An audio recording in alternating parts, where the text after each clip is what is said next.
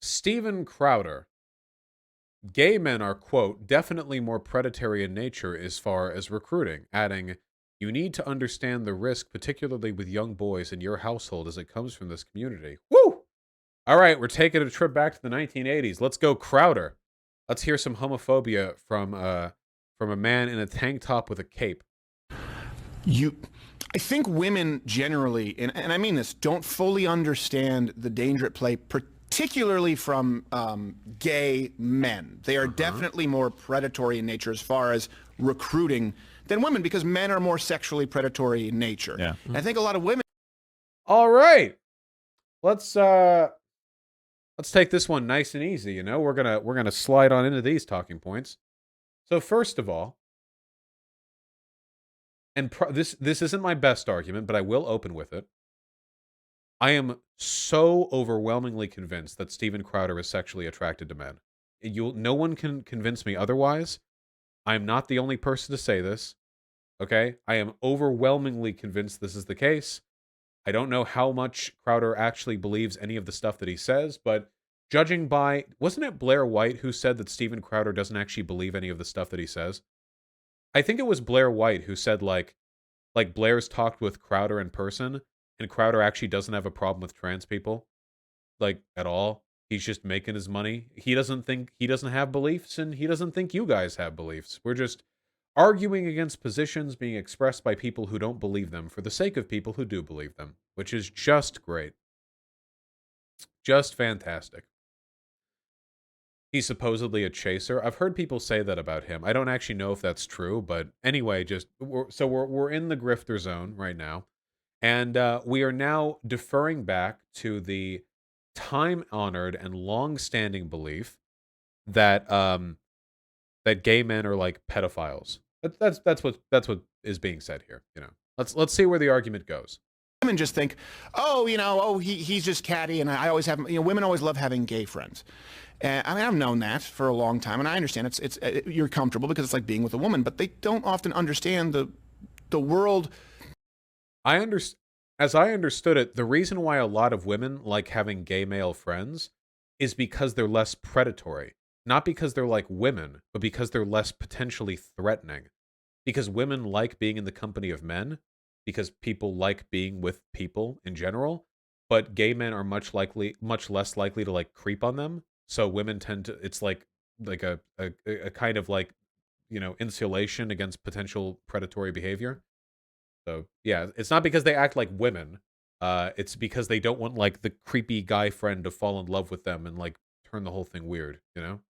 Well, we're talking about sexuality that men live in.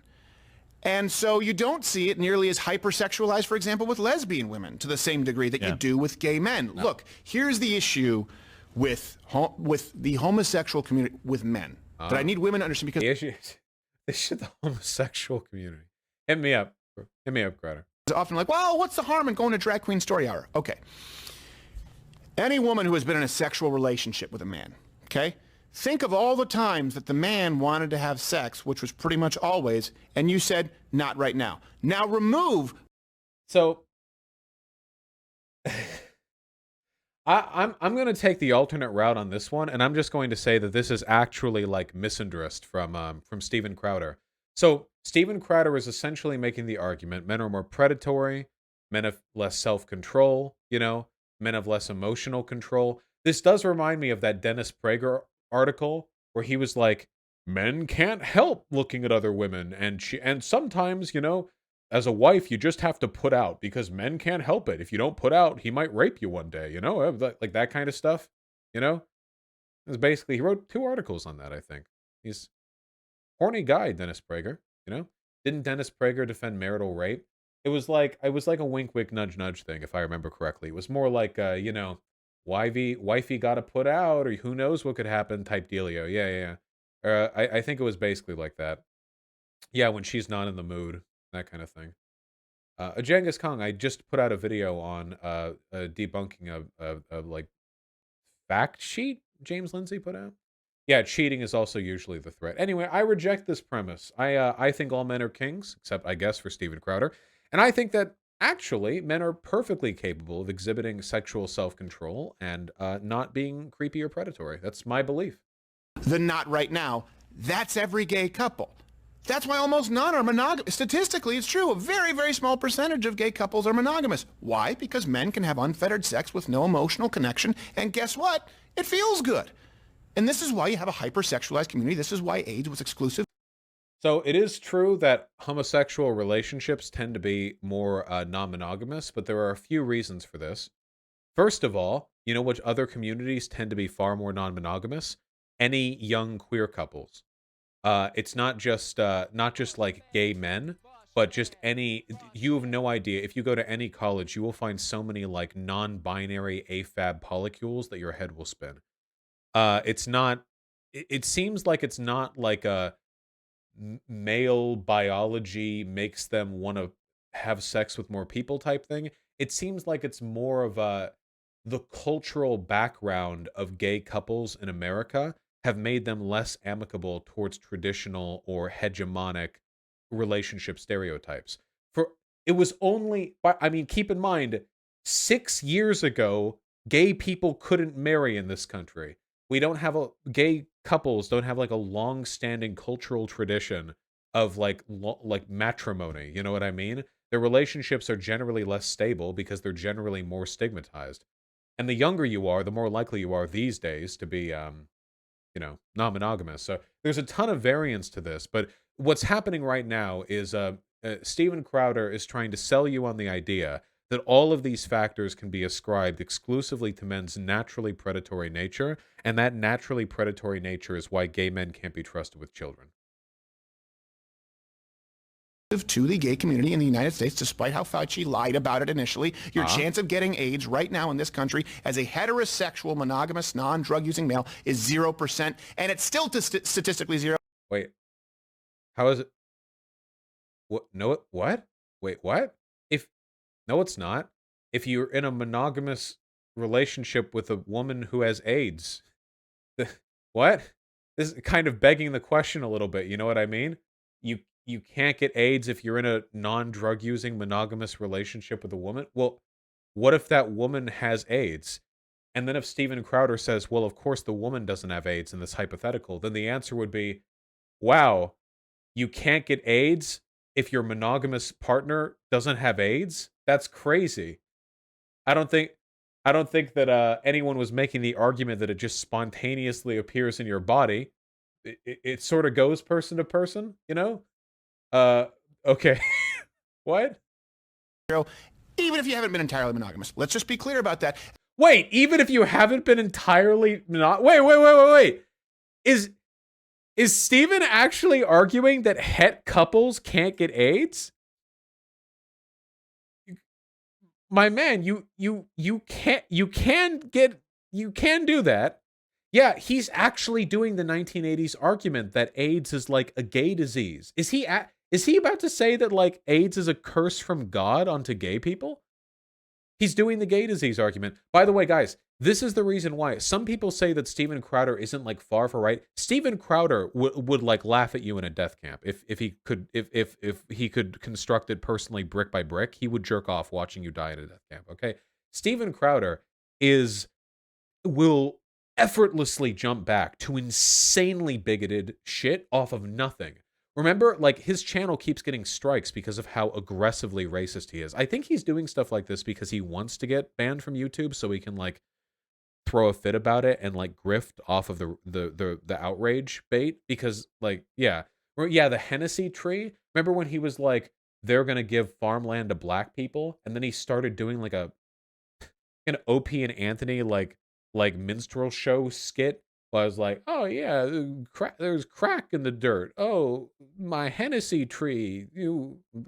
I've got dirt on my Jordans. Like, what? I don't even remember what he said, but it was literally just a minstrel show minus the shoe shine.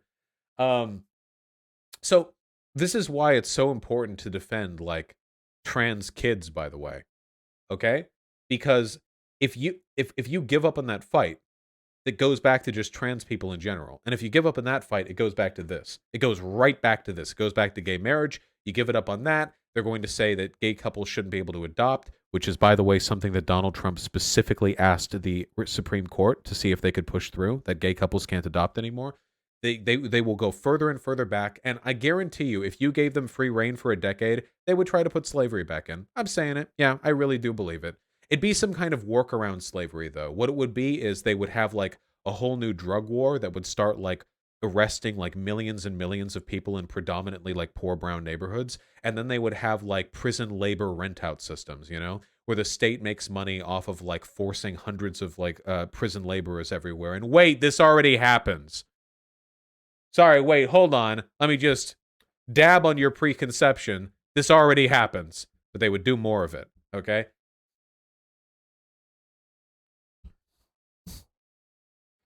Currently happening. Right now, I think for the most part it's opt-in, but like there's a lot of abuse that goes on in the prison system, but yeah. Anyway, And this is a message to mothers out there, because I think fathers always inherently at least understand what they're overly protective of young girls, generally speaking, and then they are generally speaking more aware of how they need to be protective with young boys. It's why often women don't understand how young boys are bullied. Yeah. Because it's very different from how young women are bullied. And so that can be kind of true.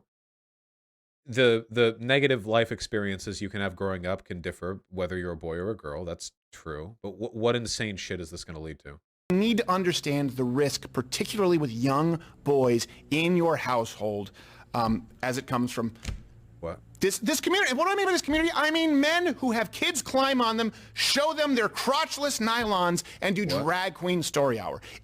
What are we talking about right now? What are we climbing the crotchless nylon? What are we referring to? I feel like he just wants to say gay men are pedophiles, but he's hiding behind the drag queen story hour thing. Just to be like perfectly clear, okay? Like as far as I understand, okay?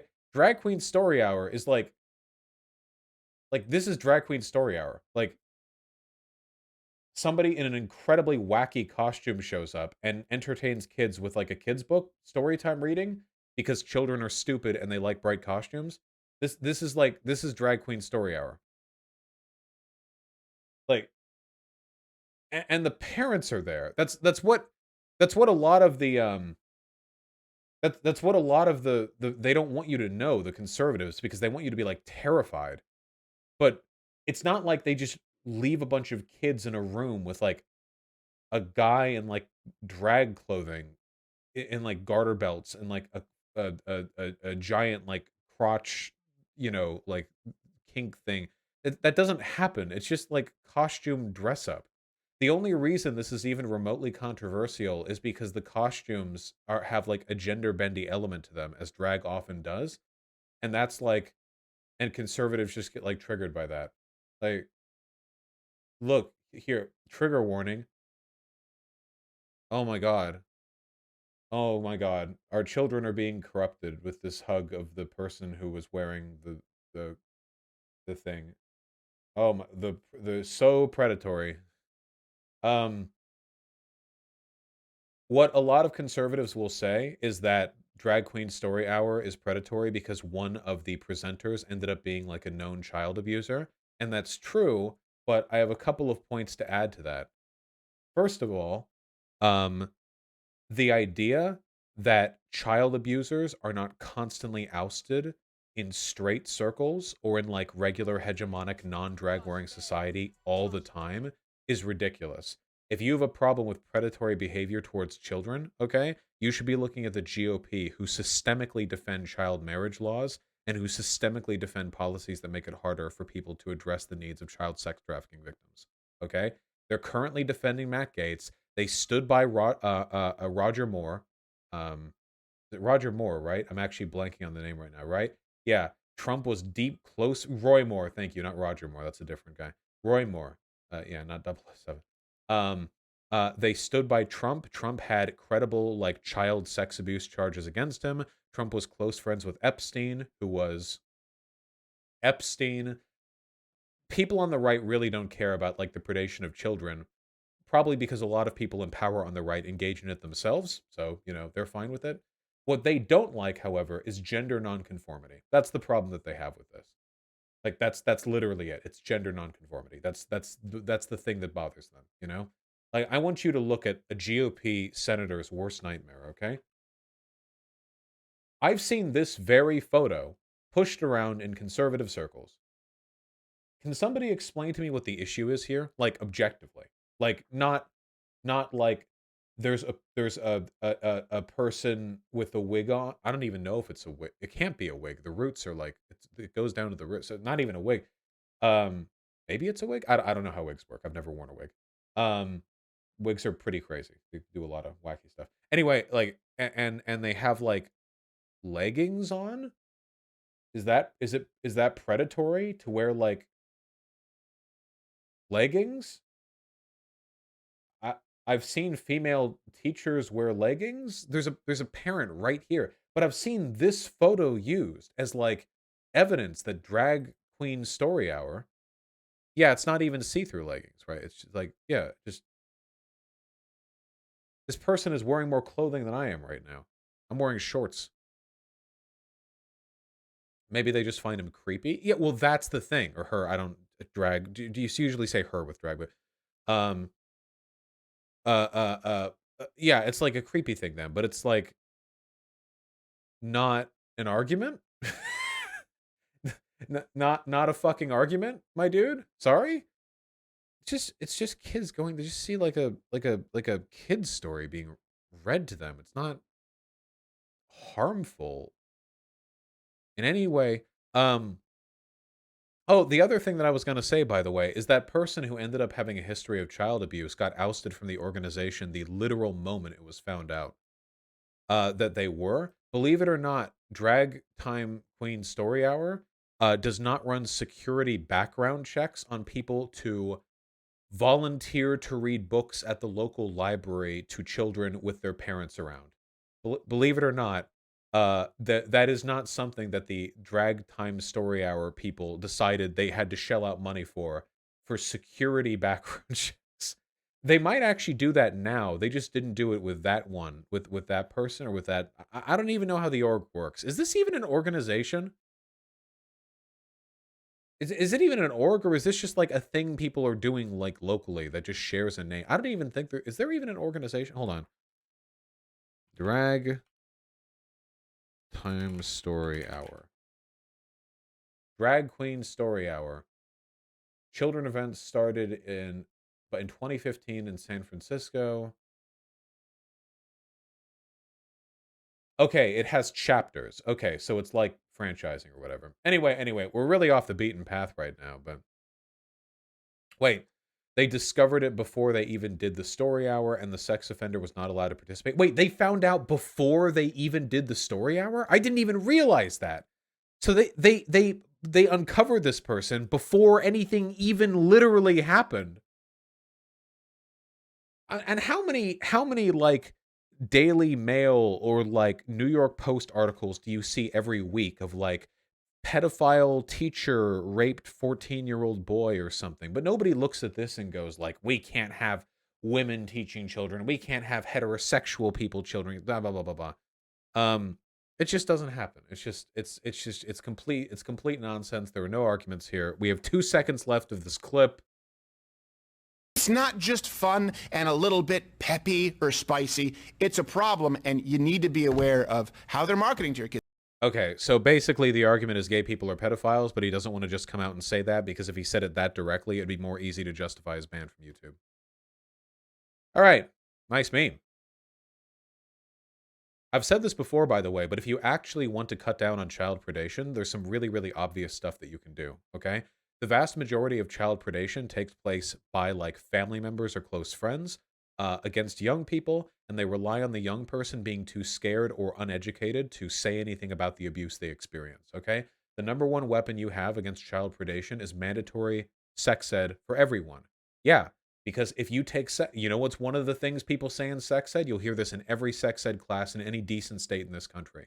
If people are touching you here and here or whatever, and you don't like it, or if they're doing any of this, you should talk to your parents, or you should come speak to me if you can't talk to your parents about it, because that's not right. That's one of the first things they'll say in any child sex ed class. If you're being abused, here's how you know you're being abused, and here are people you can talk to address that. But Republicans don't want sex ed to be taught to children, because then it's much easier for them to cover up everything that's being done. And then all the abuse the kid is suffering gets masked. It's not abuse, it's, oh, we massaged, or oh, we watched a movie together, or oh, we wrestled. And by abstracting it behind language that is ambiguous in its potential harm, they can get away with it for years and years and years and years and years. And the longer the kid goes without experiencing any sex education, the longer they may begin to believe that what happened to them was normal. Or, more likely, not normal, but their fault. Happens all the time.